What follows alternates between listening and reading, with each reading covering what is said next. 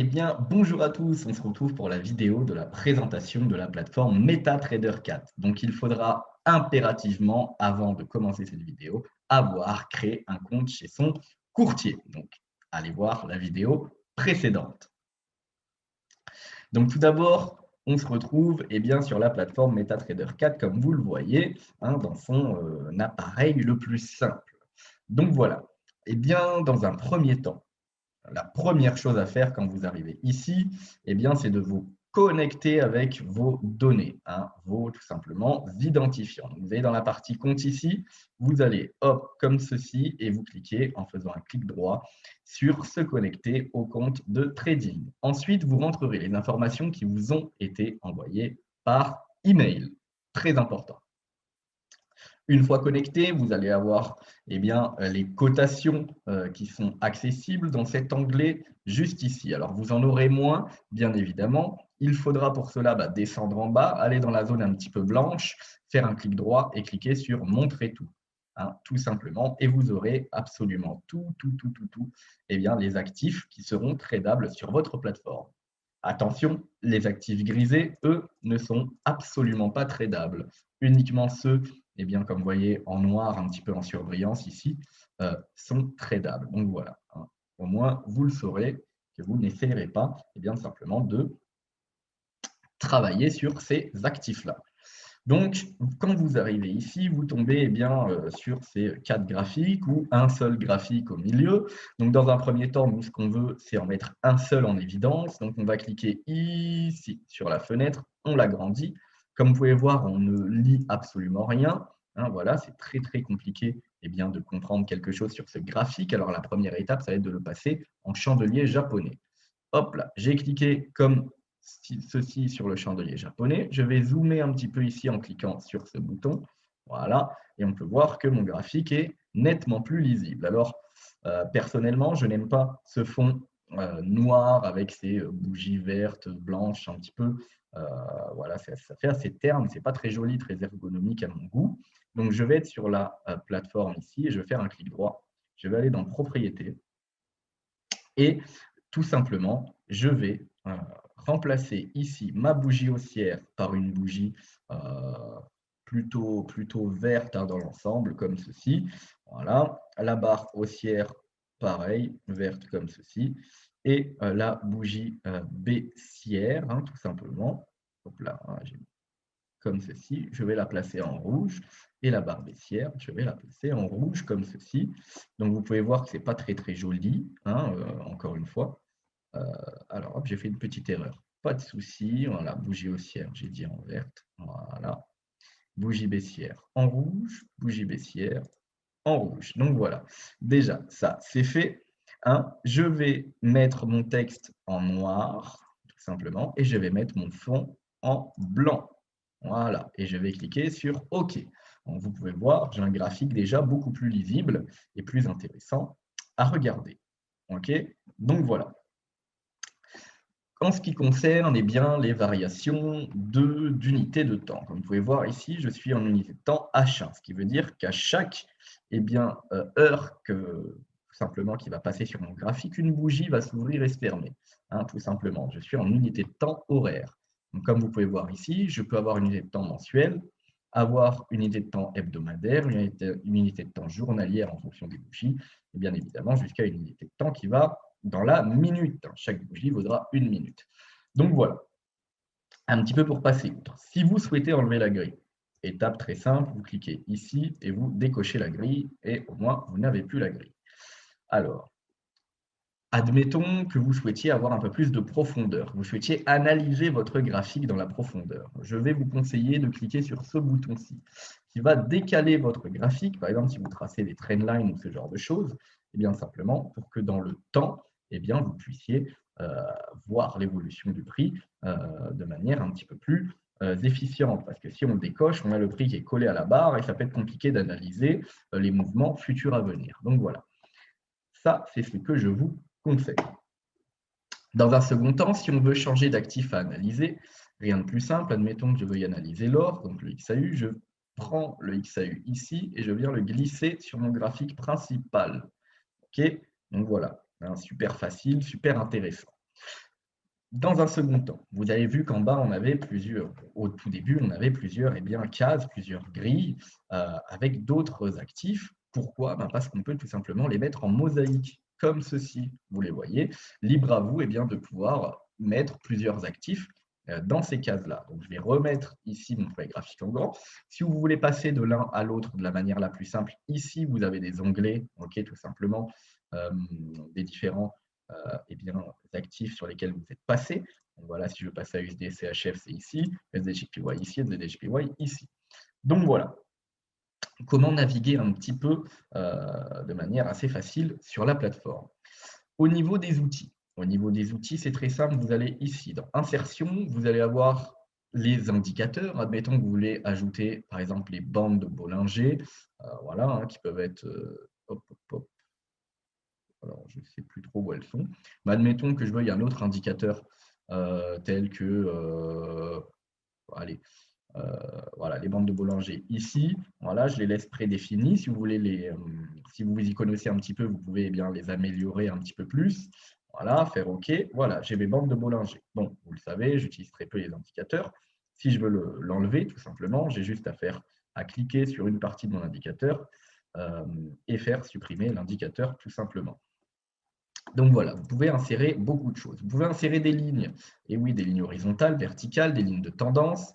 Par exemple, je vais ajouter une ligne horizontale ici. Voilà, donc ici, vous voyez que je l'ai prédéfinie pour qu'elle soit épaisse, mais cependant, normalement de base, hop là, comme ceci. Hop, attendez, je vais recliquer dessus pour voir les propriétés. Alors, un peu plus. Voilà, propriété de horizontal line, ok, comme ceci. Normalement, de base, elle est rouge hein, et elle est minuscule comme ceci. Hein, voilà, et vous pouvez même les mettre en pointillés, etc., etc. Donc, je vais la mettre dans sa configuration basique, voilà, comme vous pouvez le voir. Donc, hop, moi, je préfère avoir une barre qui est plus épaisse pour mieux la voir, qui est linéaire et qui est bleue. Hein, voilà, ça, c'est mon point de vue.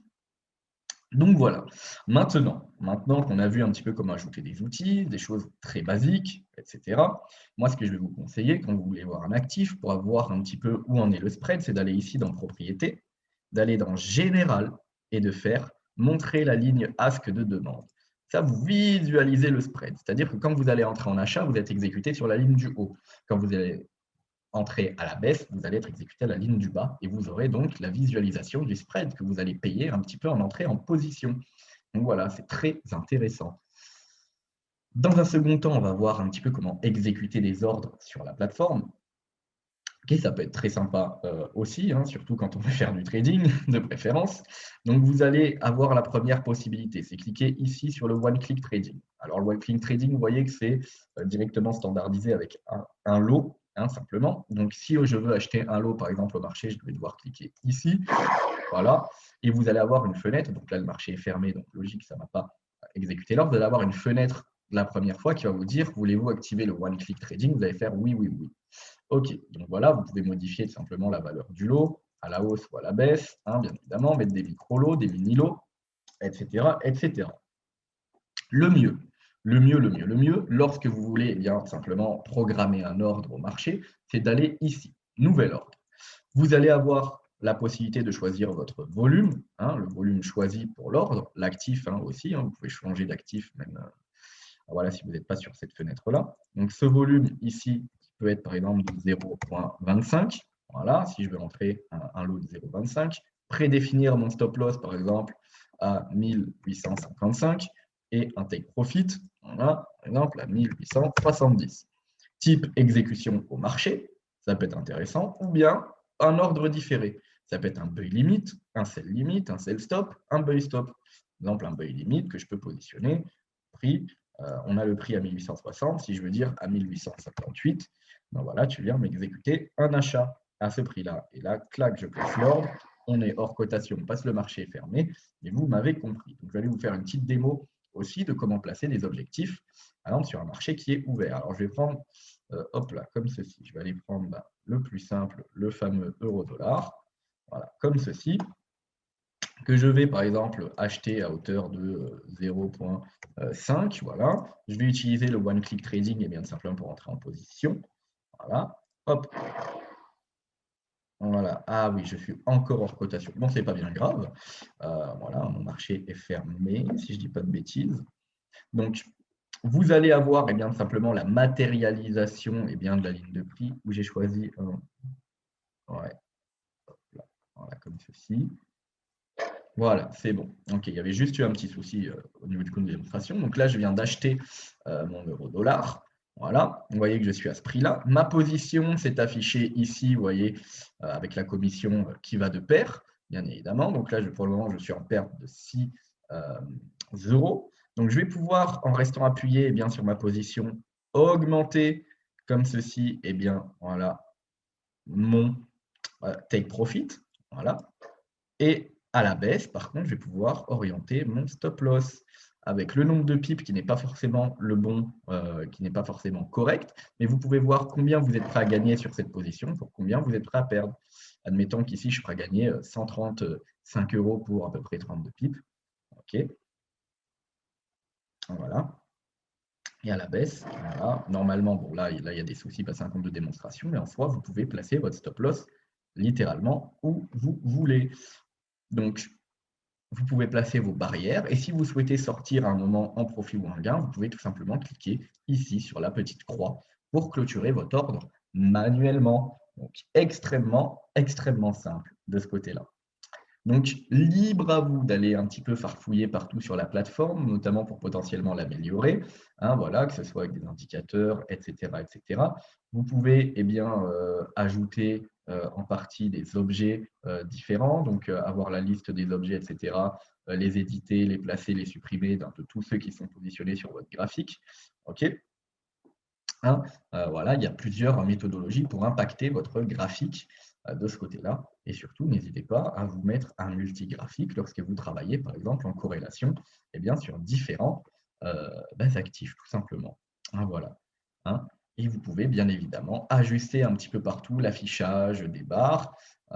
OK, donc il y a des parties qui seront un peu moins utiles, notamment les testeurs de stratégie qui sont dédiés aux développeurs eh bien, d'algorithmes de trading ou de robots, tout simplement. Voilà, donc vous pouvez remodeler un petit peu la plateforme à votre goût, hein, voilà, comme ceci par exemple. Voilà, observez, je peux abaisser, augmenter mes panneaux. Voilà, si j'ai beaucoup de positions en cours, il pourrait être judicieux, eh bien, hop là, comme ceci, voilà, d'aller augmenter la partie où je vois toutes mes positions en cours, par exemple. Donc voilà.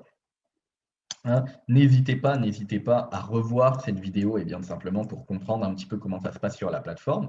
Voilà, là, c'est vraiment les outils les plus essentiels pour commencer à travailler et vous verrez bien simplement que vous pourrez, avec le temps, eh bien, même faire évoluer beaucoup plus cette plateforme, notamment en installant des plugins, des indicateurs personnalisés et même directement des systèmes de trading sur votre plateforme. Donc voilà. C'est tout pour cette présentation. N'hésitez pas à regarder cette vidéo si vous avez le moindre doute ou hésitation avant d'opérer sur les marchés.